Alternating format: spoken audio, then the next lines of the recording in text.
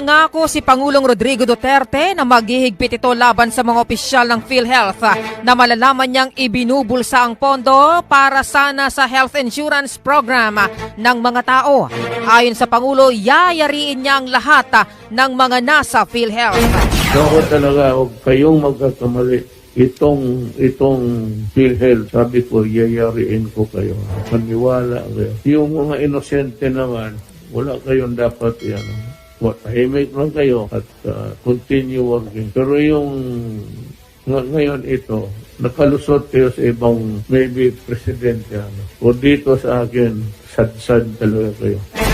Mababatid na nasasangkot sa kontrobersiya ang mismong President at CEO ng PhilHealth na si Ricardo Morales matapos i-detalye ng whistleblowers ang misuse ng pondo ng ahensya, overpricing ng mga proyekto, ang questionabling implementasyon ng interim and reimbursement mechanism at minanipula umanong financial statements na naglagay sa fund life ng ahensya sa alanganin. Isiniwalat rin ng whistleblower na merong mafia sa PhilHealth ang nagawang magbulsa ng pera na aabot sa 15 billion pesos. Pero tatalakayin na natin ang trending ngayon na litrato ni Francis Leo Marcos na kung saan nga napakarami sa ating mga kababayan na nagtatanong, katulad nito nagtanong kanina, totoo ba yung litrato ni FLN na umiiyak, na sinasabi nila sa loob ng korte, at ano ba ang motibo ng mga taong nag-post ng litrato na yon, at parang gusto nilang palabasin na wala ng pag-asa, wala ng pag-asang makalabas, wala ng pag-asa ang mga followers, ang mga supporter, at dapat sila ay kumbaga, huwag nang sumuporta. Parang ganun ang lumalabas. Alibado Parang Roberto? ganun nga, Sir Mar. Parang ganun, Sir Mar, ang ginawa nila, nagpalabas sila ng picture na umiiyak po si FLM, pero yung pag-iyak naman hindi naman nangangahulugan na kumbaga sana talo na. Minsan po may mga magandang ano rin po ang pag-iyak. Yan po ay para sa akin, sa paniniwala ko, yan po ay tears of joy. Yan ang paniniwala ko diyan. Yan po ay kahit anong gawin po ng mga taong yan, nasiraan po si FLM, hindi po masisira nila si FLM, lalo pa po siyang mamahalin ng mga taong sumusuporta po sa kanya. Kasi po, hindi po nangangahulugan na pag umiyak ang isang tao ay nangangahulugan na talo na. Yan po ay umiyak dahil yan po ay siya isang masaya. Tears of joy ang tawag po dyan, Sir Mar. Okay. So, Don Roberto, Yes, Sir Mar. itong pinagmulan itong litrato na ito para sa kalinawan ng mga nanonood ngayong gabi, kasi alam nyo, ang inyong lingkod at saka si Don Roberto ay kumbaga nag-aalala sa inyong mga kababayan natin, lalong-lalo na yung mga OFW na nag-aalala sa kalagayan at sitwasyon ni Francis Leo Marcos. Ganito sasagutin natin. Ang ipakita natin yung post na yan, yung post na yan, andyan sa rin sa harapan. Ang nag-post yan ay si Pasio Pablo, Ang sinasabi nga dyan sa post ay babasahin ko pa rin. Ayan, press na press. Ayan ay shot ng idol ninyong screenshot ng idol ninyong si FLN sa cellphone ng witness habang pantay-pantay ng tropa ng mga taga-bureau during the hearing of August 11, 2 p.m. 2020. O diba? Umiyak na kasi ang sentensyado na idol scammer 960 years ang pagkakakulong. Okay, sagutin natin yan. Dahil sinasabi pa niya, kaya doon sa mga supporters na bulag, magsisi na kayo, hindi na makakalaya ang inyong idol. Okay, sasagutin natin yan para malinaw, Don Roberto? Yes, Mar. Yes, Mar. Para malinawan ng lahat, yung picture ni FLN na kumalat at trending ngayon sa social media, mga kaibigan, ay kuha sa video call ni Miriam Faustino Turing kay FLN noong Father's Day sa loob ng pulugan sa BJP na na-share ni Ma'am Miriam sa group chat at na-share naman ng kanilang ka-group chat na nag-traidor. Yes, tama ka dyan, Sir Mar. Oh. Ngayon, sagutin natin. Una, kailangan nating pag-aaralan maigi. Ano ba ang dahilan bakit may nag-post na hindi naman kilala yung tao nag-post? Bakit ipinost ang litrato ni FLM, no? Na malinaw na yun ay galing sa video call ni Ma'am Mary Ann Faustino Victory kay FLM na kanyang na-screenshot. Ngayon, pinag-traitor nga, ano ba ang dahilan at pinost ng tao na si Basio Pablo para ba pahinain ang kalooban ng mga supporter na FLM, para pa sirain ang dignidad ni FLM? Ganon, kailangan natin pag-aralan ito at himay-himayin natin kung bakit nangyari ito. Ito ang aking kasagutan. Una, ano ang motibo na nag-post ng picture na FLM na si Pablo Basio para hiyain ito at ipamumba sa mga supporter na kawawa ang kanyang kalagayan? At bakit noong tingnan ang profile ni Pablo Basio ay wala na ang kanyang post at deleted na? Ano ang kanyang motibo, mga kaibigan? Yan ang malaking katanungan. At iyan ay atin pa rin ipapaliwanag. Sinasabi pa ng nag-post na kuha sa screenshot ng witness ang picture ni FLM na umiiyak. Ngayon, bakit kailangan na magsinungaling at gumawa ng mga kwento at pinalalabas nila na ang nasabing larawan ay kuha sa loob ng korte habang naghihiring? Gayong ang katotohanan, ang nasabing litrato, mga kaibigan, ay kuha ni Ma'am Mary Ann sa kanilang video call ni FLM sa kanyang screenshot na kanya namang na-share sa group chat nila na lingid sa kanilang kaalaman na i-share naman pala ng kanilang kasama sa group chat, kaya kumalat ang nasabing video. Okay, ito, kapag kasagutan. Naniniwala na sana ako, Don Roberto at tayo, Okay, Sam. na ang inyong, maging ang inyong lingkod at maging si Don Roberto, ay maring naniniwala na sana na totoo ang nasabing litrato, pero iyon ay kuha sa loob ng BGMP noong Father's Day na naiyak si FLM dahil sa Tears of Joyce. Ngayon, sino ang maniniwala sa sinasabi ng nag-post na convicted na si FLM at nahatulan ng 960 days. Gayong patuloy pa rin ang hearing kaugnay sa kanyang kasong qualified human trafficking at wala pang inilalabas na desisyon ang korte. Hindi po ba malinaw na panlilin lang at panluloko yan, Don Roberto, yung ginagawa ng mga passer na yan? Ito pa, yung logic dito, para malinaw. Tama ka, partner. Tama ka, partner. Sa mga tuwid, Yes, partner. sige. Sa mga tuwid, gusto lamang na sirain ang pagkatao ni FLM at ng mga kalaban na nag-post ng kanyang picture at palalabasing kawawa upang mawala ng gana ang mga supporter ni FLM at talikuran ang kanilang idol. Di ba, Don Roberto? Tama yan, Sir Mar. Pero, sige, Sir Mar. Ngayon, dito, natin nakikita na gumagawa lamang ng kwento ang kanyang mga kalaban, lalo na iyong mga nag-post ng litrato. Maniniwala na sana tayo sa litrato na kanyang na-post. Subalit, nang sabihin ito na convicted si FLM na natula ng 960 years ay isang maliwanag na paninira. Paano mo yan sasabihin ni tuloy-tuloy ang hearing? Ito pa, kaya natin binigyan ng reaksyon ang kumakalat na litrato ni FLM ay upang ipaalam sa kanyang mga supporter na hindi dapat sila mag-alala sa kalagayan nito at malaki ang tsansa niya na makalabas sa kulungan sa pamamagitan ng piyansa ayon sa kanyang abogado na kinakausap. Ngayon, sino ngayon ang sinungaling?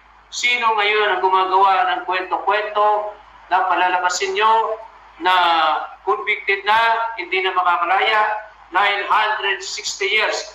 Ilan life sentence yung 960. I-divide mo yan sa 40 years, Don Roberto. Ilang life sentence yan, yung 960? Napakatagal na bunuan yan, Sir Mar, kung totoo yan. Yung taong nag-post ng larawan ni Sir FLM, yung tao na talagang wala pong konsensya at walang puso yung tao na yan. Kasi sa kanya, gusto niyang siraan si FLM para mag-back out po mga supporter ng FLM. Pero nagkakamali siya, lalo po namin minahal si FLM. Dahil yung pag-iyak po niya na yun, ang lalo pong nagpaano sa aming kalooban. Yung po, ikaw ba naman, araw ng okasyon, happy Father's Day nung mga panahon na yun. Hindi mo kapiling ang anak mo, hindi mo nakita ang pamilya mo. Natural, ang reaksyon ng isang ama ay umiyak. Di ba po ba, Sir Mar? Oo, tama. Kaya, Sige. yes, Mar. Yes.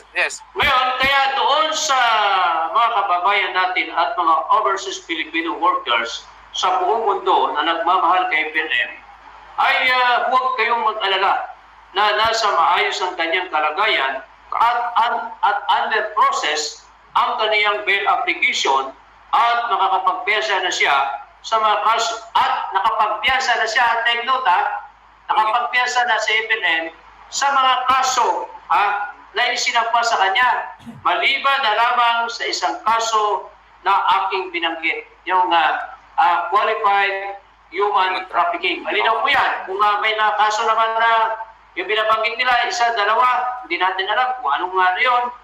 Hindi na natin tatalakayin yun. Ay importante, nakapagpiyasa na siya lahat, maliban na lamang dito sa qualified human trafficking sa ngayon, ay under process na ang kanyang pagpiyasa. Kaya, gusto ko lamang nabigyan din na ang ginawang pag-post ni Pablo Pasio sa larawan ni PLM isang malinaw na paglabag sa rules of court. Malinaw yan partner, yan ba may kaparusahan na nararapat? Meron. Ito nga, alam mo ba ang ginawa ng si Pablo, Pablo Pasio, ang kanyang ginawa ay malinaw na may kaparusahan at ito'y paglabag sa rules of court. Una, number 1. Number 2, yes, paglabag sa karapatang pantao ni FLM. At pangatlo, paglabag din sa right of privacy, no?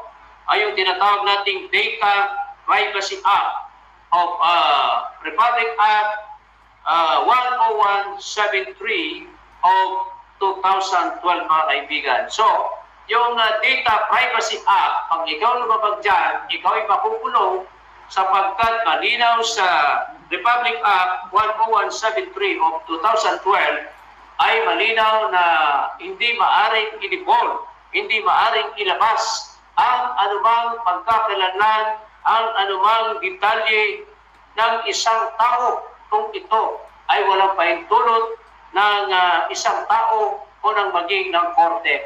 So ikaw, Mr. Pasio, Pablo, ikaw ay lumabag sa yung sinabi natin kanina, yung rules of court, paglabag sa karapatan pantao, human rights, at ang paglabag sa Right of Privacy Act, yung tinatawag nating Data Privacy Act of Article 10173 of 2012, mga kaibigan. So, Don Roberto, marinaw yan Yes, Sir Ano Mar. masasabi mo dyan?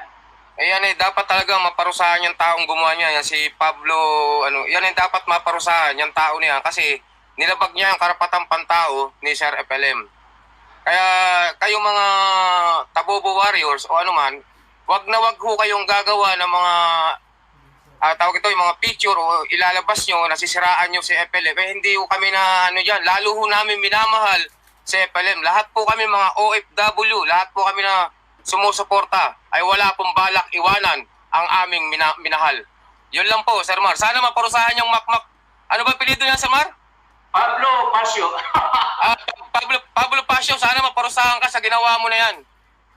Ikaw ay mapaparusahan sa ginawa mo niyan. Nilabag mo yung karapatang pantao ni Sir FLM.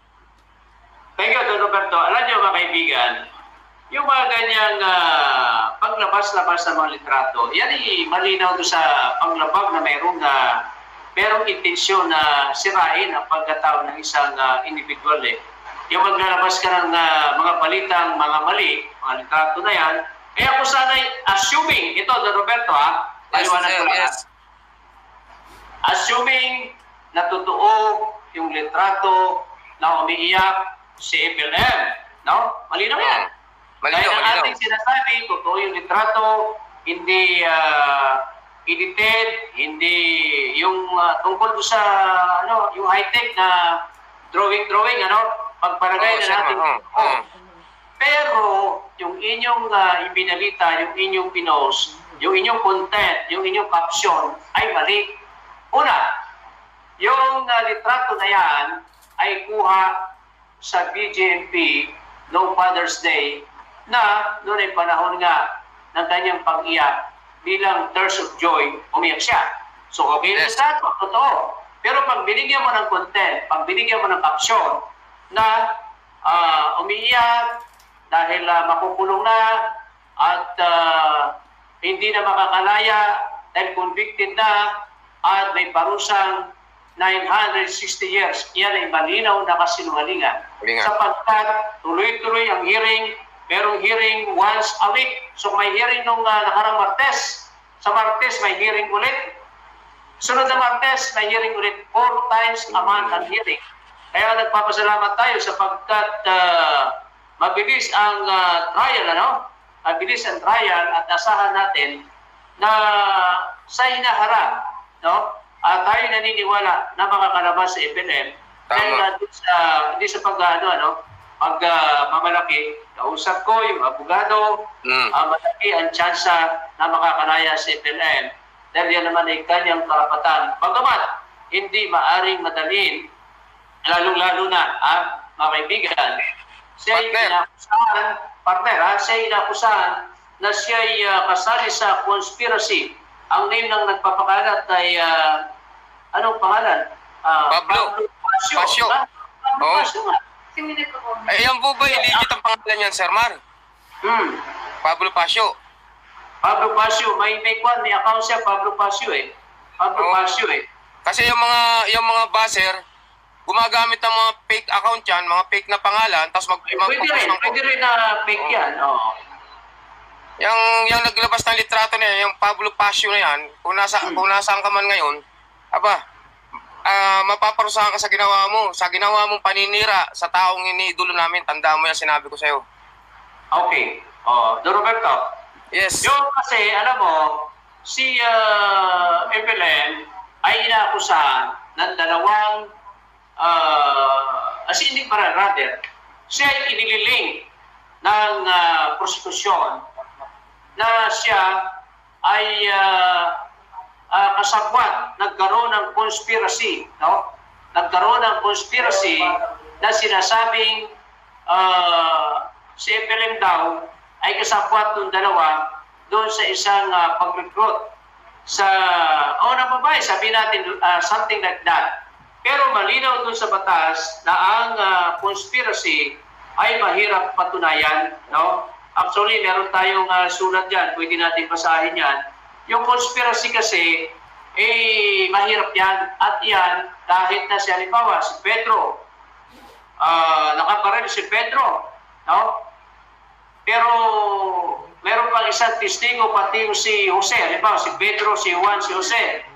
ABCD na lang, ABCD. Yung si A, tsaka si A, nakabaril. Si B, nakita niya pangyayari at maging itong si D ay nakita niya, hindi pwedeng maging conspiracy, malinaw sa batas na mahirap mapatunayan ang conspiracy, Kasi parang lumalabas na parang nililink itong si FLM doon ng dalawang prosecution na siya involved sa conspiracy. Don Roberto, gusto mo bang basahin natin sulat ni attorney? Meron dyan. Okay, partner. Para maliwanagan din yung mga viewers natin sa baba. Itong kuha na yun. Ito yung sulat ni Atty. Espio para ito, basahin ko sulat niya, August 13, August 13, para kay Ma'am Yama. In answer to her question on conspiracy, it is conceived that we have in criminal laws that if conspiracy is proved, then the act of one conspirator becomes the acts of all co-conspirator. So, if, for example, A, B, and C are accused of murdering D, yung tatlo, inakusahan ng pagpatay doon kay A, B, and C, are accused of murdering D, and conspiracy is proved, then even if it was only A who actually shoot D, no? Si A lamang pumaril doon sa D. The act of A is going to be taken against B and C. And this is true even if B and C only acted as lookout. No? So may mga lookout lang. The legal theory is that A, B, and C all acted under one common design and goal, and so that all their acts bind everyone to the same level of liability as if to make everyone equally guilty. Conspiracy is not a general rule, mga kaibigan, but it is the exception. Generally, a person is only responsible for his own act. Malinaw, This is expressed in the Latin maxim, res inter alios acta alteri nec nocen nec proson, or more popularly known as the res inter alios rule. Kastila yan, hindi na natin mas translate yan. Kastila. Thus, if the conspiracy is not proved in the above example of A, B, and C, then the act of A conspiracy is not general rule, but it is exception. General rule is a person is only responsible for his own act. This is expressed Dubliata. At conspiracy is never be shown. It needs to be proved. Diba? Malinaw, ang conspiracy ay kailangan mapatunayan mo. More importantly, any evidence supposedly in establishing it must be corroborated independently. If it is uncorroborated, then reasonable doubt set in, and the general rule of res inter alios will step into picture. How can conspiracy be effectively proved? Hindi mo pwedeng mahal yan. Well, several witnesses would be needed. One witness is not going to be enough to create belief beyond reasonable doubt. I am sorry, sabi niya, Attorney, sabi niya, I am sorry, I cannot comment on the pending case of Francis due to the strict court order that forbids discussion of the case sub judice. However, may this short discussion on the matter of conspiracy answer your question. So, yun ang malinaw na tinuturo siya doon sa isang kaso na nagkaroon doon ng sabwatan, pero mahirap patunayan, madaling mag-akusa, pero mahirap patunayan yung doon lugar to. So, malinaw, sa aking analysis, sa aking palagay, ay mahina yung pinupukol ng prosecution ay process na siya ay ma-involve sa conspiracy, mga kaibigan. Don Roberto. Yes, Sir Mar. Yun na nga. Hanggat hindi pa napapatunay ng korte, ay inosente pa po si FLM. Kaya yung mga tao pong patuloy na naninira kay FLM, ay tumigil na po kayo. Yung mga baser. Meron dito, Sir Mar, sabi ni Mary Diaz, mga anti-baser, anak ng demonyo, kampo ni Satanas. Yan. Kaya yun lang po, Sir Mar. At sana patuloy po tayo manalangin na mapawalang sala po at makapagpiyansa po sa FLM. Dasal lang po tayo. Dasal po ang pinakamabisang paraan natin na magagawa sa ngayon. Okay, partner? Sige yan nga. Sa ating mga kaibigan, sa ating mga followers, sa ating mga viewers, sana naman, nalinawan po kayo doon tungkol po doon sa litrato na lumabas. Yan po yung totoong litrato, pero yun ay kuha sa BGMP, hindi sa korte. Umiyak siya dahil Father's Day. Siyempre, pag Father's Day, maalala mo yung pamilya mo. Alaala mo yung mahal mo sa buhay, Father's Day nga, siyempre. Medyo maging emotional ka, pero hindi po yun siya umiyak dahil sa hearing o dahil doon sa loob ng korte. Malinaw po yan, ha? Kasi parang gusto kayong pahinain din yung kalooban, mga kaibigan. Hindi po pwede. Tama yan, Sir Mar. Kasi yung mga supporters lahat nalulungkot sa nakita nilang ano na yun. Pero yung picture na yun, na nilabas yung 960 years, so kalokohan po yun.